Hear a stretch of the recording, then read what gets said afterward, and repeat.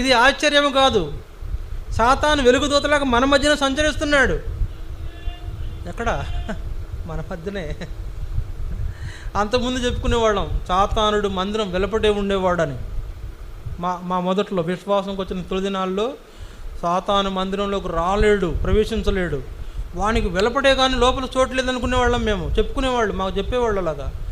ఇప్పుడు సాతాను వెలుపడే కాదు, లోపలున్నాడు. లోపలున్న యేసు ప్రభు బయటకు వెళ్ళిపోయాడు. కారణం, అబద్ధ బోధలు వినేటువంటి విశ్వాసులు ఉన్నారు. ఇప్పుడు యేసు ప్రభు మాటలు ఎవరు వింటలా.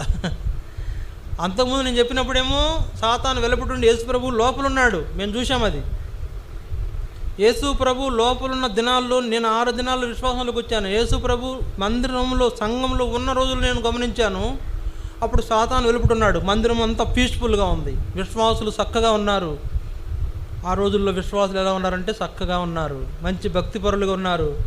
నేను చూశానండి మా మందిరంలో ఆరాధనలో దేవుని నిజమైన వెలుగుని నేను చూశాను. మా మందిరంలో ఆరాధన చేస్తుంటే దేవుడు మా మధ్య నుండి ఆరాధన వినటాన్ని నేను ఎరుగుదును, గమనించాను.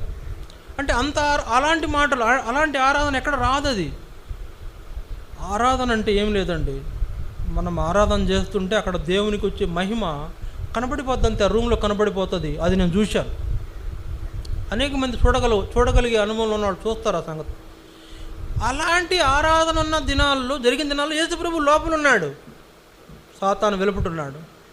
ఇప్పుడు పరిస్థితి అలా లేదు, పరిస్థితి భిన్నంగా మారిపోయింది. చివరి దినాలు, కడవరి దినాల్లో పరిస్థితి ఎలా ఉందంటే సాతాను లోపలికి వచ్చేసాడు, లోపలున్న యేసు ప్రభు బయటకు వెళ్ళిపోయాడు. అందుకని బయట నుండి తలుపు తడుతున్నాడు, తలుపు నిలుచుండి తట్టుచున్నాడు. ఇదిగో నా స్వరం విని తలుపు తిరుగు, నేను లోపలికి వస్తాను. లోపలున్న ఆయన బయటికి వెళ్ళి బయట నుంచి తడుతున్నాడు. తలుపు వేసినప్పుడు బయట గడిగొడు తలుపు తడుతున్నాడు. తలుపు తీస్తే నేను లోపలికి వస్తాను. ఎవరున్నారు లోపల? సాతాను ఉన్నాడు. యేసు ప్రభును బయటకు నెట్టివేశాం.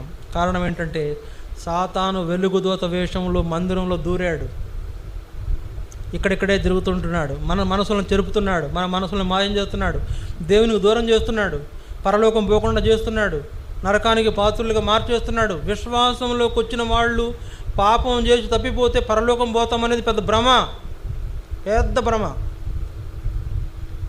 విశ్వాసంలోకి వచ్చిన వాళ్ళు పాపం చేసి కూడా పరలోకం పోతాననుకోవడం పెద్ద భ్రమ. భ్రమల్లో ఉండబాకండి, కళ్ళు తెరవండి. పరలోకం వెళ్ళాలనే ఆశ ఉంటే కళ్ళు తెరవండి. పరలోకం పోగొట్టుకోబాకండి, మందిరం పోగొట్టుకోబాకండి, ఆరాధన పోగొట్టుకోబాకండి, దేవుని యందు భయభక్తులు పోగొట్టుకోబాకండి, దేవుడిచ్చిన రక్షణను పోగొట్టుకోబాకండి.